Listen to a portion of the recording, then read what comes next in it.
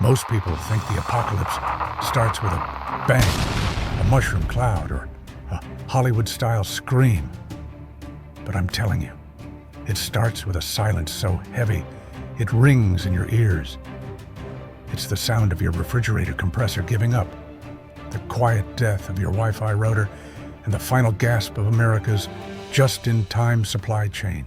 We live in a nation built on a fragile spine of high-voltage wires, and right now, that spine is fractured. Welcome to Cyber Rat. I'm your host, and I'm here because, while everyone else is hoarding gold or ammo, we're going to focus on the only things that actually matter when the lights stay off. Hard science, systems analysis, and the brutal reality of disaster psychology. Here's the cold, hard data. When the U.S. power grid fails, whether it's a cascading physical attack, a solar flare, or a total cyber collapse, 90% of modern American cities will transform into kinetic death traps within 72 hours. Your smart home becomes a cage. Your grocery store becomes a battlefield. But if you look at the map through the lens of resilient infrastructure and low-tech sustainability, certain coordinates start to glow. These are the fortress cities. These are the 7 specific locations in the lower 48 designed with the geographic and systemic bones to survive a total blackout. Are you standing in a graveyard, or are you within bug-out distance of a stronghold? Let's strip back the asphalt and analyze the grid. To identify a true fortress city, we have to stop looking at aesthetics and start looking at thermodynamics and resource density. We are looking for 4 critical pillars: autonomous water sources, energy independence, defensible topography, and a population density that won't devour itself when the grocery shelves go bare. Fortress 1, Burlington, Vermont, the autonomous green oasis. Let's start in the Northeast. While New York and Boston are descending into logistical nightmares, we look to Burlington, Vermont. This isn't just about going green. It's about grid decoupling. Burlington was the first city in the United States to achieve a 100% renewable energy profile. From a systems analysis perspective, this is gold. They aren't tethered to the global coal supply or fragile interstate natural gas pipelines. They utilize a diversified portfolio of biomass, wind, and most importantly, hydroelectric power. When the national interconnect fails and the lights go out from Maine to Virginia, Burlington has the infrastructure to island itself. In technical terms, they possess a functional microgrid, while the rest of the country is waiting for a federal government that isn't coming. Burlington's turbines keep spinning, powered by the movement of water and the burning of local wood waste. But it's not just the juice in the wires. You're perched on the edge of Lake Champlain, a massive freshwater reservoir that provides a natural barrier to the west and an infinite supply of hydration, provided you have the low-tech filtration systems we discuss on this channel. The surrounding green mountains create a natural choke point, making the city far less accessible to the massive, starving migrant flows from the southern megalopolises. My advice from a repair and survive standpoint: in Burlington, your primary survival task isn't scavenging for batteries in the dark. It's the maintenance of mechanical systems. You don't need to fight the darkness here. You just need to know how to keep a hydroelectric turbine from cavitating and how to manage a community-scale biomass boiler. It is a sanctuary of engineered resilience. If you can handle the brutal Vermont winters, Burlington offers the highest probability of maintaining a 21st century standard of living when the rest of the world reverts to the 19th. Fortress 2, Bismarck, North Dakota. The strategic stockpile. Moving away from the coastal vulnerabilities and into the heart of the Great Plains, we find our second stronghold, Bismarck, North Dakota. If Burlington is about high-tech green energy, Bismarck is about raw power and caloric security. From a strategic risk assessment standpoint, Bismarck is an absolute titan.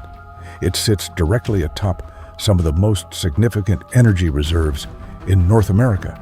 We're talking about massive deposits of lignite coal and proximity to the Bakken Formation's oil fields.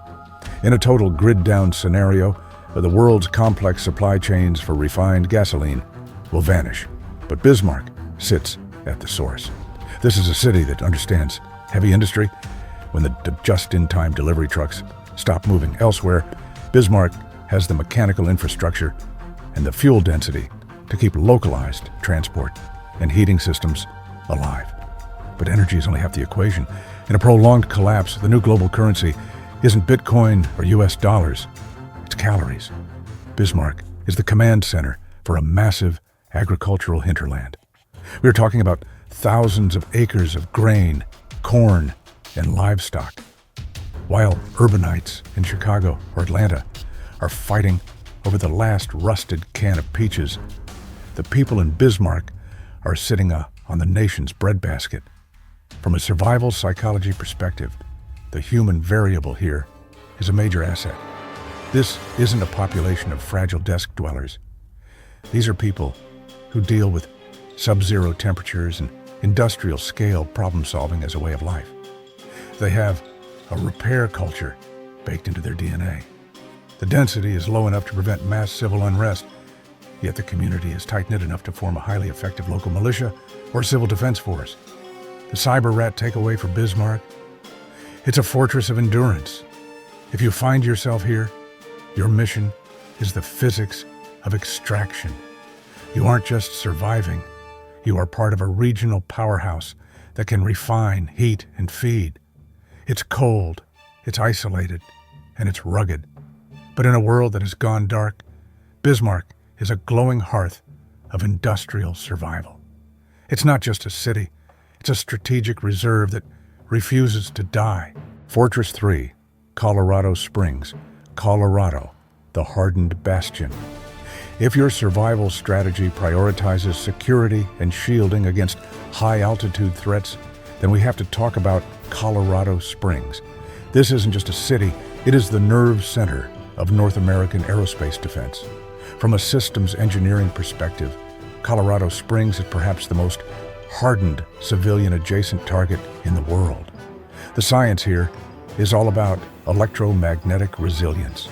While a massive solar flare or a high-altitude EMP, electromagnetic pulse, would instantly fry the delicate microcircuits of the national grid, Colorado Springs is home to Cheyenne Mountain. This is a literal fortress carved into solid granite, designed to withstand multi-megaton nuclear blasts and shielded by massive Faraday cages. While the rest of the country's communications go silent, the Springs remains a pocket of functional, shielded technology. You're looking at a location where the backup generators have backups, and the fuel reserves are measured in months, not days. Strategically, the topography is a nightmare for any disorganized looter or golden hour refugee. Tucked against the base of the Rockies, the city serves as a natural gateway. It's easy to monitor, easy to patrol, and incredibly difficult to besiege. But the real fortress aspect comes from the human infrastructure. With the presence of the Air Force Academy, Fort Carson, and Peterson Space Force Base, you have the highest concentration of tactical expertise, trauma surgeons, and logistical engineers on the planet. In a collapse, the social contract here doesn't just evaporate, it transitions into martial law, which, while grim, provides the one thing 99% of America will lack: order. From the cyber rat perspective, Colorado Springs is for the survivor who understands that security is the precursor to repair. You aren't just hiding in the woods. You're positioned next to the most sophisticated repair shops and medical facilities left on the continent. However, the psychological trade-off is significant. You're living in a high-value target zone. But if the grid goes down due to a natural phenomenon or a systemic failure, the Springs becomes a high-tech island of stability in a sea of chaos. It is the place where the light of civilization is most likely to be guarded by a literal army. Fortress 4, Madison, Wisconsin, the food laboratory. When the grid fails, the clock starts ticking on your body's metabolic reserves. To survive the long term, you need more than just a basement full of canned beans. You need a biotic stronghold. That brings us to Madison, Wisconsin. In the world of systems thinking, Madison isn't just a state capital. It is a world-class engine of agricultural science and hydrological security. The scientific advantage of Madison is its unique geography. The city is famously situated on an isthmus between two massive bodies of water, Lake Mendota and Lake Monona. From a defense standpoint, an isthmus is a tactical dream. It's a natural bottleneck that allows a small, organized group to control movement with minimal resources. But more importantly, in a low-tech world, water is life. Madison sits atop a robust aquifer system and is surrounded by fresh water that can be diverted for irrigation or cooling without the need for massive, grid-dependent pumping stations. But the real reason Madison is a fortress is its status as a knowledge hub. As home to one of the world's leading research universities in agriculture and biotechnology, the city is packed with the very people who know how to restart a civilization. Soil scientists, veterinarians, and botanical engineers. While other cities are starving because they can't read the manual on how to grow corn without synthetic petroleum-based fertilizers, Madison is a literal food laboratory. They have the seeds, the expertise, and the local dairyland infrastructure to create a closed-loop food system that can sustain a population indefinitely. From a cyber rat strategic analysis, Madison represents scalable resilience. It's a place where the repair isn't just about fixing a radio. It's about repairing the nitrogen cycle in the soil. The psychological profile of the region is grounded in a Midwestern work order ethic. People here know how to build, how to plant, and how to fix heavy machinery. If the lights go out, Madison won't just sit in the dark. It will transform into a high-tech agrarian fortress, turning the surrounding fertile plains into a calorie-producing machine that could feed half the Midwest. It is the ultimate survival destination for those who know that eventually you have to stop hiding and start harvesting. Fortress 5, Provo, Utah. The culture of preparedness. When we analyze the collapse of a system, we usually focus on hardware, wires, pumps, and walls. But in disaster psychology, there is a software component that is even more critical: social cohesion. That is why Provo, Utah, is our 5th fortress city. In Provo, survival isn't a hobby or conspiracy theory. It is a foundational pillar of the local culture. The science behind Provo's resilience lies in its decentralized resource management. Due to the predominant local culture and religious traditions, a staggering percentage of households in this region are mandated to keep at least a 1-year supply of food, water, and fuel. From a systems analysis perspective, this creates a buffer capacity that is virtually unmatched anywhere else in the United States. While a city like Phoenix or Las Vegas would face total societal liquidation within 96 hours of a grid failure, Provo has enough stored energy and calories to maintain stability for months without a single delivery truck entering the city limits. Geographically, Provo is a tactical masterpiece. It is nestled between the towering Wasatch Range and the massive Utah Lake. The mountains to the east act as a thermal and physical barrier, while the lake provides a critical secondary water source. The city sits on a bench landform, giving it a natural vantage point over the surrounding valley. But the real fortress here is the people. This is a community that practices mutual aid as a default setting. They have established communication nets, local emergency response plans, and a massive pool of individuals skilled in pioneer-level trades: canning, textiles, small arms repair, and amateur radio operation, ham radio. From a cyber rat perspective, Provo is the ultimate mindset stronghold. In most American cities, the biggest threat is your neighbor turning into a predator when the hunger sets in. In Provo, your neighbor is likely to be an asset, someone who has a grain mill, a solar array, and the psychological fortitude to maintain order. The repair here isn't just about fixing the grid, it's about preserving the social fabric. If you want to survive the human storm that follows the blackout, you go where preparedness is already the status quo. In Provo, the apocalypse isn't an ending. It's just the day they finally open their pantries. Fortress 6, Asheville, North Carolina, the Blue Ridge Stronghold. As the grid goes dark and the chaos of the eastern seaboard begins to bleed inland, we look to the Appalachian Highlands, specifically to Asheville, North Carolina. In the world of systems thinking, Asheville isn't just a mountain retreat. It is a topographical redoubt, a place where the very shape of the land acts as a shield against systemic collapse. The science here is all about microclimates and hydrological gravity. Asheville is situated in a high-altitude basin surrounded by the Blue Ridge Mountains. From a survival perspective, this geography offers something most American cities lack: passive water security. Unlike the massive, pump-dependent cities of the plains, Asheville is fed by high-gravity mountain springs and a network of pristine river systems, like the French Broad.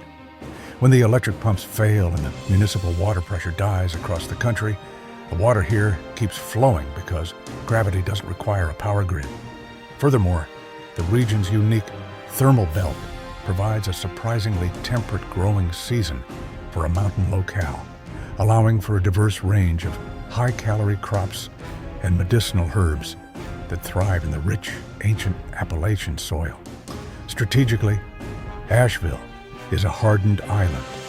The steep, winding passes of the Blue Ridge Parkway and the surrounding national forests create natural choke points that make it incredibly difficult for large, disorganized groups of refugees from the coastal megalopolises to penetrate the perimeter.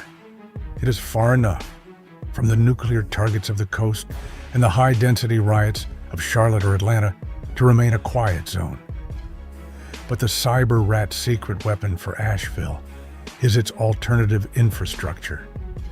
For decades, this area has been a magnet for off-grid pioneers, solar engineers, and back-to-the-land experts. The community is saturated with low-tech wisdom, people who already know how to run a homestead on a micro-hydro setup or heat a home using nothing but passive solar design and rocket mass heaters. My analysis: Asheville is for the survivor who understands environmental integration. In this stronghold, you aren't fighting nature to stay alive. You're using the mountains as a fortress and the rivers as your battery. It is a place where repair means restoring the old ways of self-reliance. When the high-voltage lines of the 21st century snap, the Blue Ridge Stronghold simply reverts to a proven, sustainable mountain lifestyle that has survived for centuries.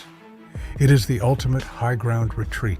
Fortress 7, Boise, Idaho, the last safety perimeter.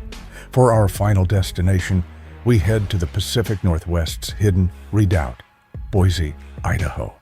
In the world of strategic analysis, Boise is often referred to as the last safety perimeter because it occupies a rare sweet spot.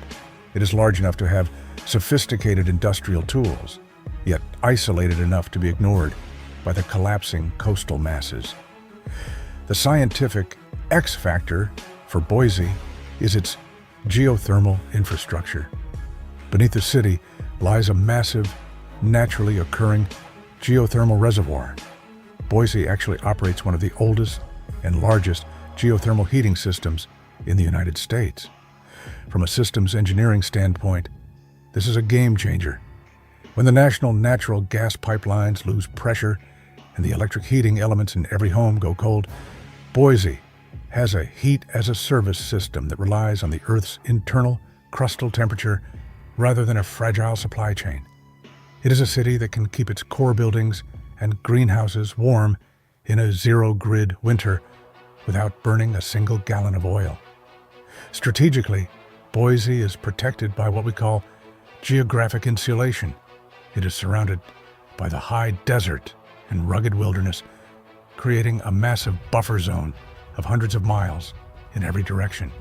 If you're looking at the migration patterns during a total collapse, the starving populations of Seattle, Portland, or Northern California would have to cross some of the most unforgiving terrain in North America to reach this valley. By the time any threat arrives, the natural environment will have already done the security screening for you. From a cyber rat perspective, Boise is the ultimate industrial lifeboat. The city is home to major semiconductor and technology hubs, meaning the local repair culture is highly specialized. You have a population of micron-level engineers, circuit designers, and heavy machinery mechanics who can cannibalize existing tech to build new, localized systems. It is a place where you can find the high-end lathes, 3D printers, and welding rigs necessary to transition from a consumer society to a producer society. The takeaway? Boise is where the high-tech world makes its last stand. It offers the perfect trifecta: natural thermal energy, defensive isolation, and an elite technical workforce. In a grid-down America, Boise doesn't just survive. It functions as a lighthouse of organized, engineered recovery. It is the perimeter where civilization stops retreating and starts rebuilding. Now that we've identified the where, we need to confront the why and the how. To survive in these fortress cities, you have to understand the entropy of infrastructure. Most people assume that if the power goes out, the world simply freezes in place. That is a lethal misunderstanding. In reality, a grid-down scenario triggers a rapid, cascading chemical and biological reaction that turns your high-tech surroundings into a toxic wasteland in a matter of days. First, let's talk about the chemistry of fuel. Your generator and your bug-out vehicle are only as good as the liquid in their tanks. In a total systemic failure, the refineries stop. Within 6 to 12 months, the gasoline sitting in underground tanks begins a process called oxidative degradation. The light hydrocarbons evaporate, and the remaining fluid turns into a gummy, acidic varnish that will seize an engine's fuel injectors instantly. Unless you are in a place like Bismarck or Boise, where localized refining or stabilization is possible, your 400 horsepower truck becomes a 2-ton paperweight. You aren't just losing power, you're losing the ability to move. Next, we look at hydrological collapse. This is the silent killer. Most American cities rely on just-in-time water treatment without the constant injection of chlorine and the relentless humming of electric centrifugal pumps. Your municipal water lines don't just go dry, they become biological breeding grounds. Within 48 hours of a blackout, the lack of pressure allows backflow, where contaminated groundwater seeps into the main lines. Without electricity, the massive sewage lift stations overflow. In high-density cities, you're looking at a literal cholera clock. This is why places like Asheville or Burlington are superior. They allow for gravity-fed filtration, bypassing the need for the fragile chemical electric loop. Finally, we have to analyze the psychology of the 3-day threshold. In systems theory, we know that social order is maintained by the illusion of the next delivery. The human brain, under extreme cortisol stress, can maintain civilized cooperation for about 72 hours. Once the third sun sets and the grocery shelves are empty, the prefrontal cortex, the part of the brain responsible for logic and morality, is hijacked by the amygdala. This is the survival override. The fortress cities I've listed aren't just physically strong, they're psychologically resilient because they provide a visible path to the next meal. From a cyber rat perspective, the science of the collapse teaches us one thing. Resilience is the ability to bypass complexity. The more moving parts your city has, the more it relies on global shipping, microchips, and chemical additives. the faster it will rot. Survival isn't about having the most gear. It's about being in a system that can revert to a low-tech equilibrium without total human liquidation. Knowledge is your only non-perishable resource. Study the systems, or you will become a victim of them. Geography is 50% of the survival equation, but the other 50%? That's on you. You can be standing in the heart of Provo or on the banks of Burlington's Lake Champlain, but if you don't have the skills to interface with the world that's left, you're just a guest in someone else's fortress. In a grid-down America, the social contract is rewritten in real time. The people who survive won't be those with the most stuff, but those with the highest functional intelligence. If you're currently trapped in the concrete canyons of New York, Chicago, or LA, you need to stop dreaming and start auditing your reality. You need a bug-out plan that isn't based on hope, but on the cold, hard physics of distance and fuel shelf life. This has been CyberRat. We don't do fear-mongering here. We do systems recovery.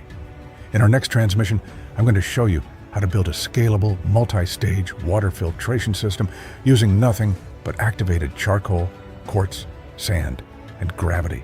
A setup capable of scrubbing out both biological pathogens and radioactive particulate. We aren't just going to watch the world go dark. We're going to learn how to rewire it from the ground up.